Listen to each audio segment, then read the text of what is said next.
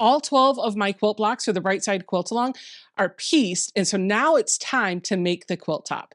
Hey friends, welcome back to my sewing room. My name is Becca, and in today's video, we're going to take all 12 of those Bright Side Quilt Along blocks that I've been making in videos and put them into their finishing setting. I already have one done. This is block number 1, all pieced in its finishing setting.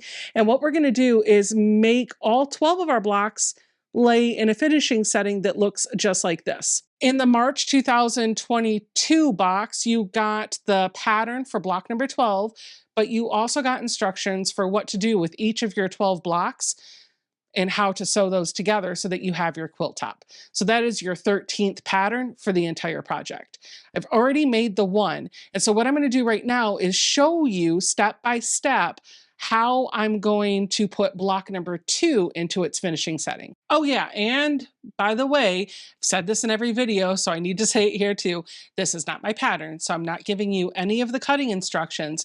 Instead, I'm picking up from the point where I have cut and labeled all of my little pieces and I'm ready to get sewing. So if you need to cut your fabric, you can either listen to me while you're cutting, or you can pause the video, go cut your fabric, and I'll meet you right back here. So we're going to need our block. In my case, I have block number 2, plus a fabric D, which is a rectangle, a fabric E, which is a larger square, and a fabric F, which is a smaller square. So D, E, and F. D, E, and F are all print fabrics. A, B, and C are going to be your background fabrics. D, E, and F are all print fabrics, and you're just going to want to make sure that the print fabric you pull to surround your block is the same print in fabric D, fabric E, and fabric F. That's going to give it the look that's intended for the quilt pattern. A, B, and C are your background fabrics, and from those, you're going to need 4 of fabric C, 4 of fabric B, and 8 of fabric A. Now, spoiler alert, fabric B and fabric C are the exact same size and they're the exact same fabric. So if you mix those two piles into one, no worries. You're going to need 8 of the small squares and 8 of the big squares.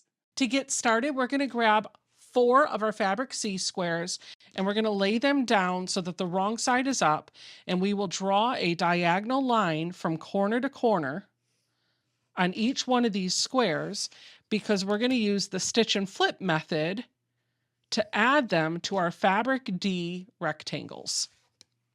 Once we have those lines drawn, I'm going to pair my fabric C square with my fabric D rectangle. I'm going to take this to the sewing machine and I'm going to stitch just one thread to the right of the line that we just drew. After I've stitched that, I can move my fabric over so that I'm about a 1/2 inch away from that line that I just stitched, and I can take another seam.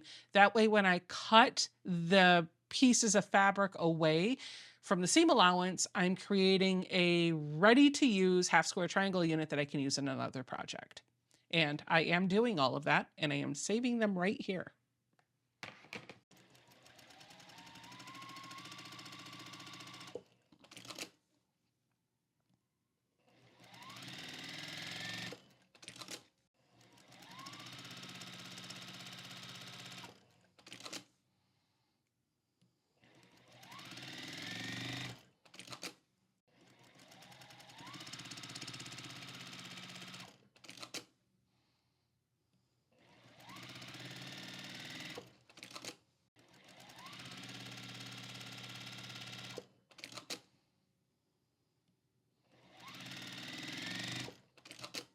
Now that I have that stitching done, I'm just going to cut away my excess. I'm using my rotary cutter to measure about 1/4 inch away from that line that we drew. Actually, I think I'm using my ruler to do that measuring, and I'm using my rotary cutter to do the actual cutting. That makes more sense, right? These are my extra half-square triangle units that I'm going to put in my bin and save for a future project. Let's grab our iron and we're going to press this fabric up towards our background square.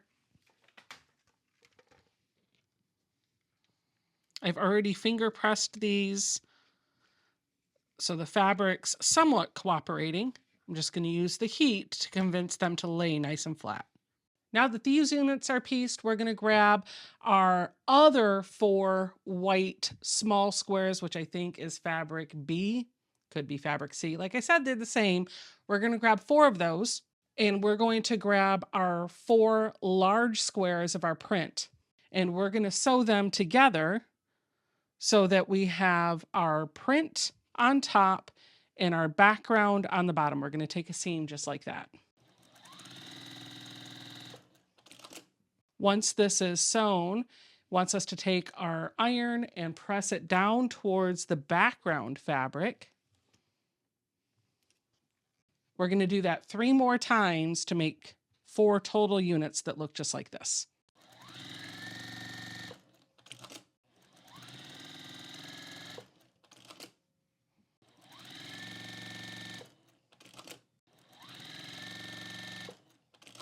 Now, when I did my piecing, I did take a couple minutes to plan out my prints because this is a directional fabric. And I have worked really hard in this quilt to try to have my directional fabric all going kind of in the same direction. I don't know that I necessarily would recommend that for everybody to do because it is a little tedious, it is a little time consuming, and it can be a little frustrating. So if your arrows are all not going in the way that you wanted them to do, the good news is if you got the kit from Fat Quarter Shop, you do have some excess that you can use to go in and fix it, but I would just leave them and it should be fine.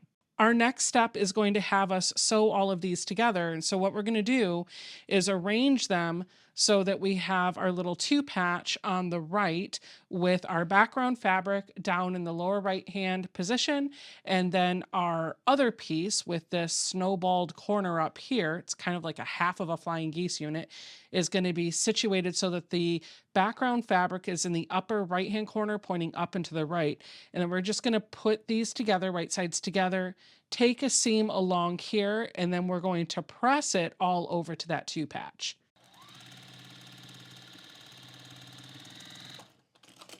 And if you do it right, that point where this wannabe flying geese unit should come right into the center where these other 2 fabrics kind of meet. Don't worry, I am positive there's going to be several intersections on my quilt where these points are not perfect, and I'm not going to stress about it. So if your points aren't perfect, just take a deep breath. If you need to rip the seam to fix it, do it. But if it's within 1/8 of an inch, just relax, try better next time. But realize that by the time this entire quilt goes together and it's quilted and it's washed and it gets crinkly, people aren't going to notice that your points aren't necessarily perfect unless you point it out. So this is one of my units. I'm going to build this out 3 more times. And for me, I'm just going to make sure that I'm pairing up my fabric with the other pieces that have all of my arrows going in the same direction.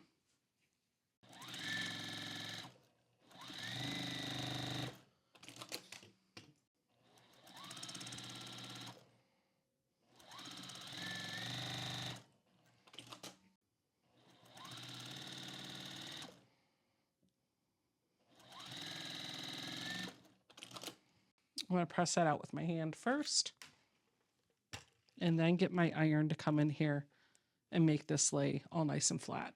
These are the most complicated pieces that we're going to build out for our finishing setting. The next step is actually really easy. We're going to take 8 of our fabric A squares and 16 of our fabric, whatever this is. They're the little squares for the print that you're working with. And we're going to take it and orient it so that we have 2 squares in opposite corners.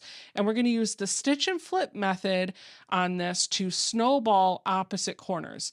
So you can do that either by using some diagonal seam tape or the same method we've been doing all along. You're going to draw a line corner to corner on the wrong side of these little print squares, and then you'll take this over to your machine and stitch just 1 thread to the right of that line.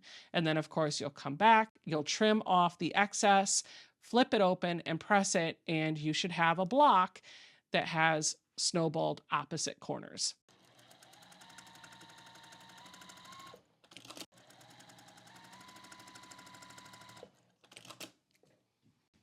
Once I've done my stitching, this is what that block will look like.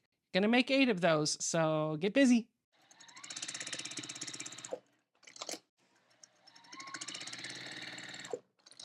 Instead of taking the time to mark each one of these little squares that I'm sewing onto my larger fabric A square, I'm using some marking on my machine to help me know where my needle is actually lined up.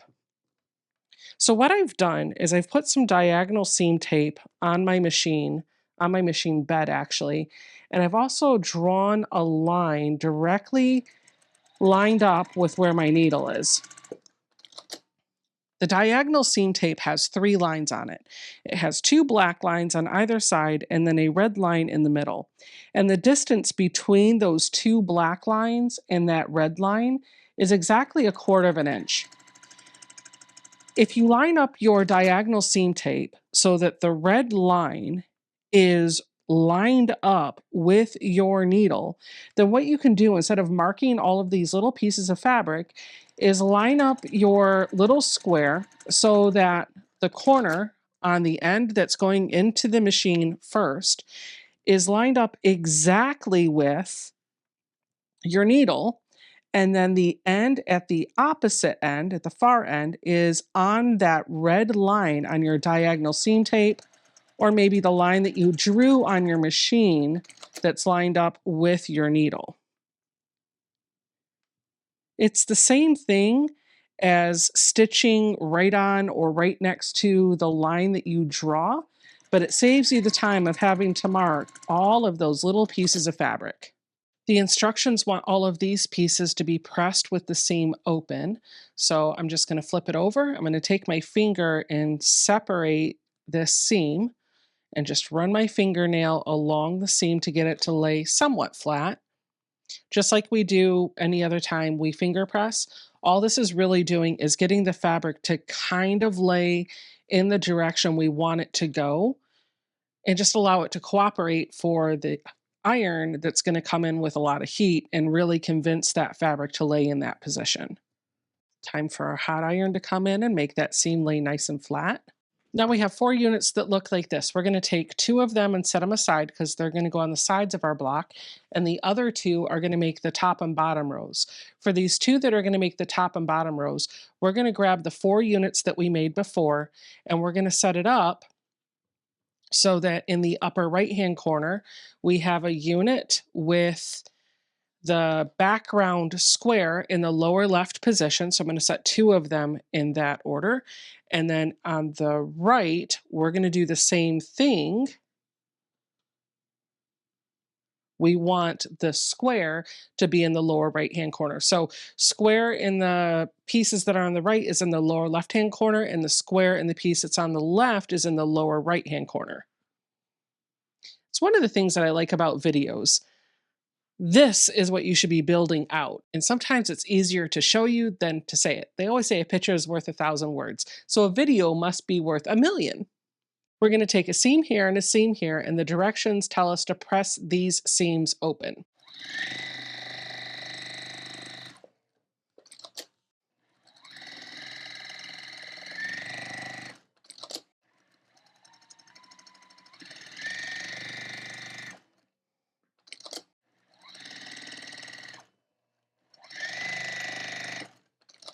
The directions tell us to press the seam open, and I think that's because when we end up putting the blocks together, it will make it easier to line the block up with the one below it.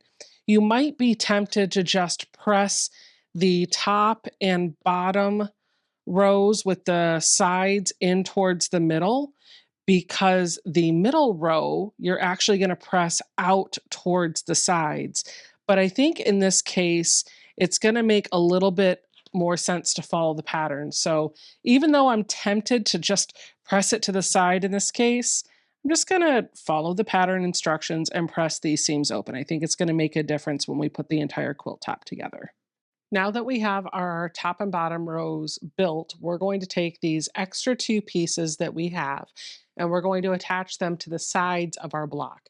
But before we do, we want to make sure that our block is laying in the right direction. And I only say that because I actually already sewed the sides onto the block and I realized that it was rotated 90 degrees, so it wasn't in the right position. Now that said, It doesn't matter. This isn't directional fabric, and if I changed it so that my block wasn't laying in its finishing setting exactly the way the pattern said, the only one that's gonna know is you.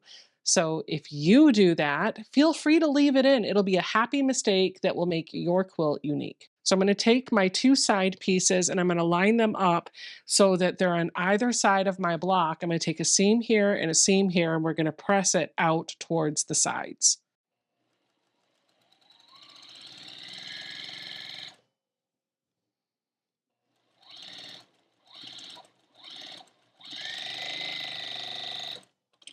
Press it with our fingers first, just to get the fabric to be nudged where we want it to go. And then we're really going to convince it with that hot iron. Nice and flat. Now I'm going to do that to the other side.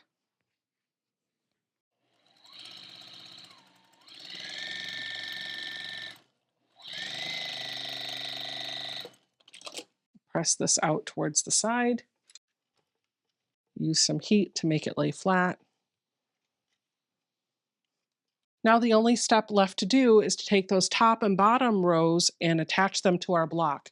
And we're going to do it so that we're kind of finishing this little triangle diamond effect that's happening around our block.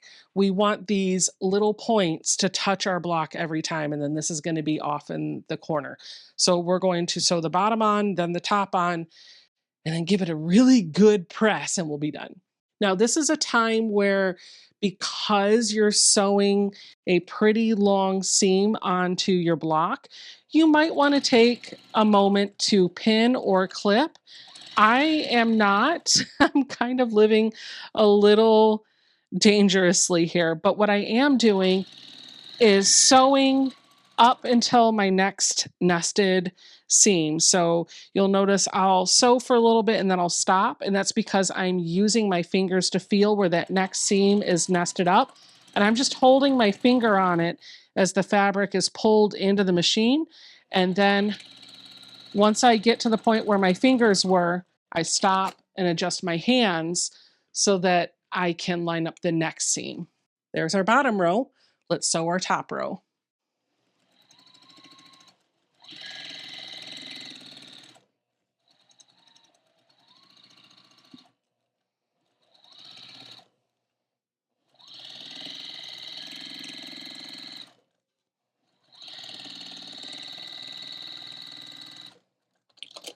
And just like that, our block is sewn into its finishing setting.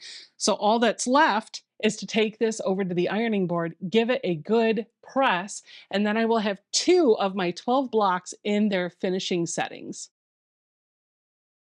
So you're not seeing things. My clothes and hair are completely different. If you're curious, my shirt says nap time, and yes, it's a sleep shirt. It's been a couple of days since I put one of the blocks into its finishing settings, and I was so inspired by that first block and so excited to show you what the quilt would look like that I pulled an all-nighter on Sunday, July 3rd, 2022. Around 10 p.m. Eastern time, I decided to do an unannounced live stream, and I went until almost 4 a.m., almost a 6-hour live stream. It was a little ridiculous, but I focused on putting a lot of the blocks into their finishing setting. I think I did either 8 or 9 on the live stream, which left just a little bit of work to do the next day. Over the long 4th of July weekend, which is when I actually recorded these videos, I was able to finish putting the blocks into their finishing setting and then put all the blocks together. So my quilt top is finished and it looks beautiful. I am so in love with all of the blocks that have come together. I really love the finishing setting. I couldn't see how it was going to go together. I couldn't understand or really appreciate the beauty of it when I was looking at the illustration on the finishing card, and definitely not when I was looking at the blocks in their finishing pattern. But now that I see the quilt all pieced together, oh my goodness, it's gorgeous. No, my points are not all perfect. There are areas where they don't match or things don't feel like they're lined up the way they ought to be, but it's still gorgeous. And I'm not going to point them out to you because then your eye's just going to go straight to it. So I'm going to let you just appreciate the beauty of the quilt top. The only reason why I'm mentioning that is because I want you to know that not every YouTuber that makes quilts makes them perfect.